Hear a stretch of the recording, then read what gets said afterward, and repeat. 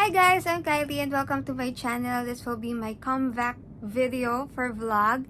And today I will feature a day in the life as a lupus warrior because I'm a lupus warrior and a seller and a vlogger and so on. Kung ano mang mangyari today. So sa mga hindi nakakalam, ako po ay may lupus. I've been battling it for 7 years. Ayan, sobrang tagal na. And I want to show you how I manage it, how I survive it, kung nakakapagtrabaho ba ako, kung anong ginagawa ko. And ayun. So today, sisimulan natin yung araw na to with a good morning. Hello, and welcome ulit sa aking channel. This is my room. Ayan, and ang una nating task is magpadala ng parcel. Kaya sabi ko nga sa inyo, nabanggit ko kanina, seller din ako. So yun yung isa sa mga pinagkakakitaan natin para makabili tayo ng gamot. Kasi ang dami kong gamot. Ang dami kong binabayaran sa ospital. Ganyan. So isang racket is magbenta online. So nagko-crochet ako at saka nagtitinda rin ako ng mga skincare products. Ayan, palabas na tayo ng condo. Yung parcel. So, yung Shopee Express dito, malapit lang. Yan. Tignan ko dito kung may tao kasi nakakahiya. Mahiyain pa ako, guys. Happy. Palabas na tayo. Paglabas, highway siya agad. And guys, nandito na tayo.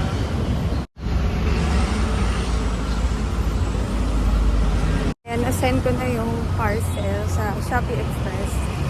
Gagawin natin ngayon ay tatawid. Yan yung pinakaisa sa nahihirapan akong gawin. Ang tumawid. Guys, naka-survive na tayo. Nandito na ulit tayo sa aking kwarto. So, yung next task ko is magko-crochet lang ako magdamag hanggang mga 12:30. Kasi meron kasi akong to go. Meeting with the To Go Kakada. Hindi ko alam kung anong meron. Pero sana may exciting na naman na announcement si To Go and isi-share ko yan sa inyo mamaya. Ito yung mga kino-crochet ko ngayon. Actually, 4 na products yan. Grabe no. Kasi nabobore ako pag isa lang yung kino-crochet ko. Ganon din ba kayo? Dun sa mga nagko-crochet dyan, ask ko. Ganon din ba kayo? Meron akong kino-crochet dito na hair clip, bag, top to, tapos ito, jacket. So, ayan, 4 yung kino-crochet ko. Kasi, ewan ko, naboboard ako pag puro ito yung ginagawa ko. So, kung nanawa ako dito, gagawin ko to, and then ito. Hopefully, may matapos ako sa kanila mamaya. Para may maipakita naman ako sa inyong natapos ko today. Aside from that, may trabaho din ako mamayang gabi. So, ito naman yung isa pang work ko. Diba? Ang dami nating, nagkakakitaan. Kasi, meron din akong bills na dapat bayaran. Tapos, breadwinner din ako. So, ayan. Yan yung mga kailangan nating gawin for today. So, hey guys, nakapag-bis na ako. Wala akong natapos na crochet.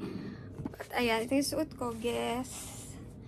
Tapos, kinulot ko kasi yung buhok ko, kaya nakaikot siya ngayon. Pag nandun na tayo sa event, tsaka ko siya alisin. Tapos, on my way there, mag-aangkas ako. Pero pansin ko parang nakukulimlim na naman yung panahon. So, sana hindi umulan. So, try natin na mabilis makapunta sa event. Ayun. Dito na ako. So, super sad. This is my friend Kaiser. Pareho kami taga-Paranaque and pareho kami ng birthday. Ito naman guys, ayan, nag-tiktok videos ako, influencer, ganun, kineme. And ayan, finally, ito na yung event. Si Zeddy yan. Ito si Shippy. Hi kay Shippy. So, ayan, yung ibang influencers din pagdating ay nagpa-picture kay Shippy. Sila talaga ay mga To Go Kada. O, diba? Super happy lang. Then, rinit din namin yung mga may birthday. Nagpa-games din si To Go at kami ay second runner-up. Ito naman yung food na kinain namin. Sarap.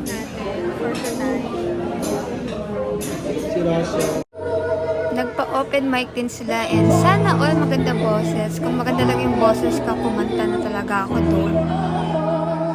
Hi guys, hindi na ako masyadong nakapag-vlog kasi medyo maingay din yung venue dun sa To Go Kada. Well, i-announce ko na lang kung ano yung mga nangyari doon sa event at saka yung mga bago sa Tugo Kada. Pero isa ang sure, meron ng Tugo 2024 and nag-sign up na ako. Hopefully, mapili pa rin tayo.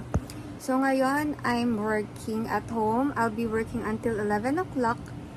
So, ito, share ko lang, naka-receive ako ng donut today. Sana totoo siya, pero hindi siya hindi siya totoo. So, sabi dito, do not forget how awesome you are. Ayan. So, sa tingin ko, dito na lang magwawakas yung aking vlog for today. Hindi pa ako matutulog. Mag-work pa ako hanggang 11. And magko-crochet ako habang nasa shift. Wala naman kasi akong ticket. So, ayan. Thank you so much for watching my first vlog. Sorry, medyo magulo. Abangan nyo ulit yung susunod kong videos. Bye! Thank you guys. Please don't forget to like, share, and subscribe to my channel.